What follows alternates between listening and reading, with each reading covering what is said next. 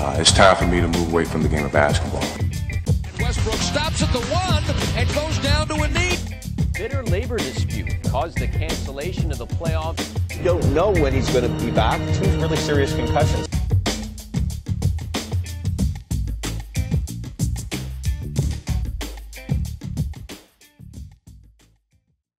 Hello and welcome back to How to Fantasy Sports. In today's video we're going to take a look back at week 2 of the NFL season. A week that showed that parity is well and live in the NFL still today. You got a lot of teams that are showing that they're capable of showing up on any given Sunday, which really is what is telling us is that, much like we talked about after our week 1 video, you can't rely on just one game to judge any one particular player's performances. So guys like Kevin Ogletree, Stephen Hill, thanks for showing up in week 1.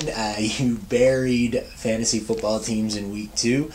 But that's why we're recommending that you don't just go after these hot guys. You have to look at the way that they're being used on their teams, what role they're playing in the offense before you start inserting them in your lineup, or at least before you determine what is your expectation for those players and how you expect them to contribute to your teams. And much like in week 1, we were cautioning against reading too much into any one particular player's performance for that week. We do the same thing for players that suddenly showed up with hot weeks in week 2 where we weren't necessarily expecting them before.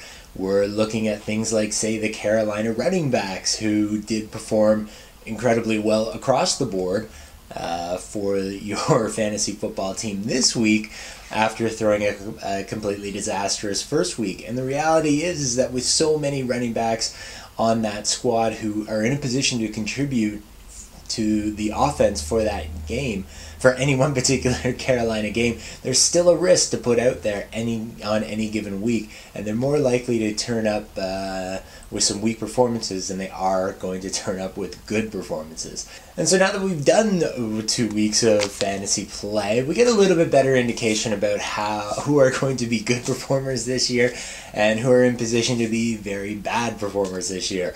And so now that we can do this evaluation, it's time for us to start trading to get away from players that aren't going to be helping us and hopefully take on players that are. So we're going to start by taking a look at some of the players at some of the skill positions that you probably want to try to get away from and ways that you can get away from them if they are on your team. In terms of quarterbacks, we don't really see any great trade options right now. Players are performing generally around where we expect at an overall type of performance. Maybe from game to game they're having some bad games or good games, but overall they're about performing where we'd expect. So we don't see any good trade options in the quarterback position.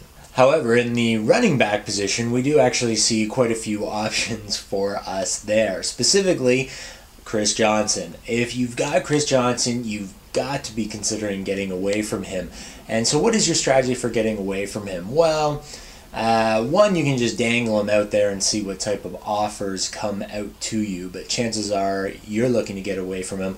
There isn't anyone there who's that willing to invest all that much in him. What you can do is try to trade him up for some of the injured running backs that are out there, like Matt Forte or Fred Jackson. These guys still will be on the shelf maybe for a couple more weeks, so they won't help your team immediately. But an owner who is looking for getting some wins together might be willing to trade them up straight away so that they can get someone who's at least performing in their lineup immediately. And it's a way for you to get value for the second half of the season. Now, the running back position right now is currently loaded with a lot of sell-high guys, including Reggie Bush, Frank Gore, and even C.J. Spiller.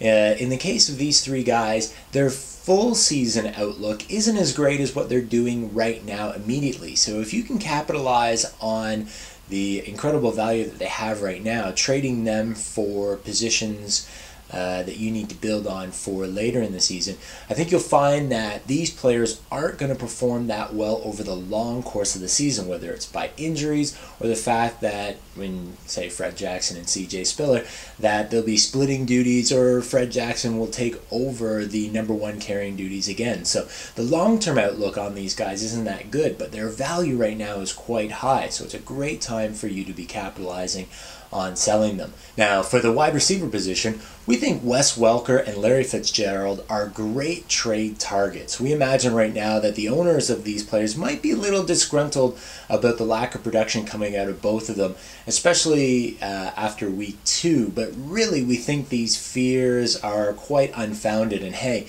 players have bad games, but the reality is the outlook for both of these guys is quite high. Wes Welker still ended up leading his team in targets in week 2, and with Aaron Hernandez now down for a while, they're going to be looking for offense from their key skill players, and Wes Welker is still a key player in that offense.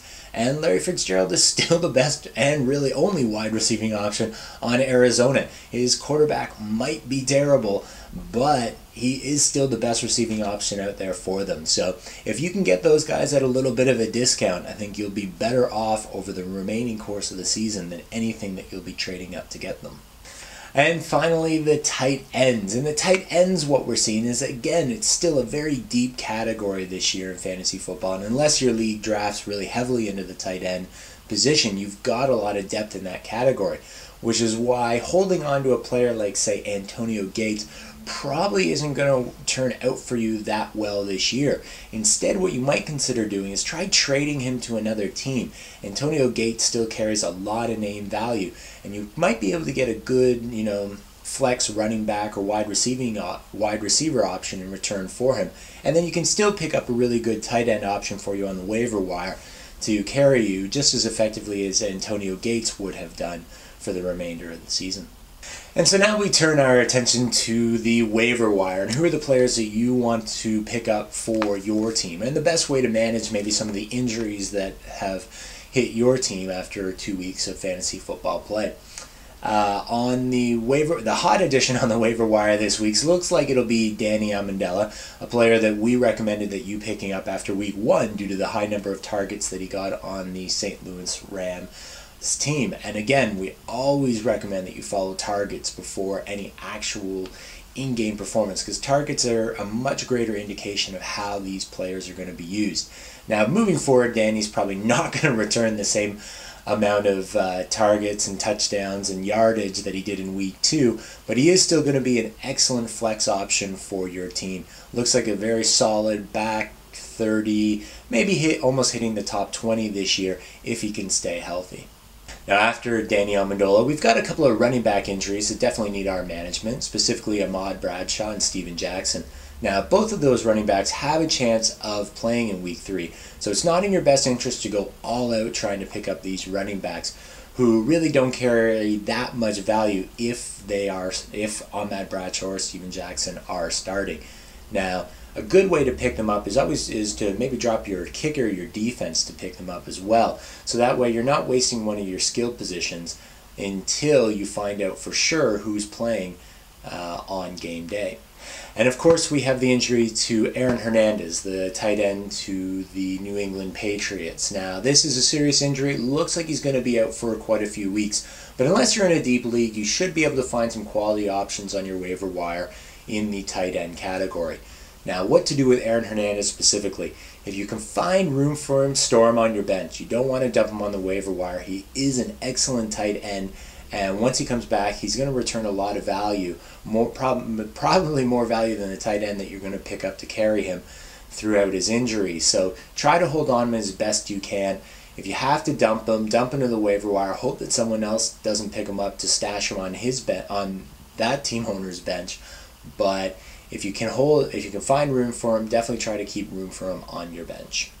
And to wrap up our look at the waiver wire options this week, you've got a couple of running backs on the waiver wire that are attracting a lot of attention, but we don't think they have a lot of value for you for the remainder of the season. Specifically, Jackie Battle from the San Diego Chargers and Mike LaShore from Detroit. Now, for Mike LaShore, he's actually coming back from a very significant injury, and the starting running back on Detroit is still healthy, as miraculous as that is, as Kevin Smith is very prone to injury. Now, it is quite possible that at some point Mike LaShore will move into the starting role, But as long as Kevin Smith is there, he's never going to have complete control of that offense. And even in sort of passing situation downs, Michael Shore isn't even the best option on that team. So don't go that hard after him. The outlook for him for the remainder of the season is not that bright, especially as long as Kevin Smith is still in the lineup. And in the situation of Jackie Battle, any San Diego Chargers running back becomes irrelevant once Ryan Matthews comes back. And if he comes back in week 3, then it's just not worthwhile to consider any San Diego Chargers running back. And it does look like that he is going to come back in week 3. So don't go that hard on the waiver wire trying to pick him up either, as there just won't be any immediate value.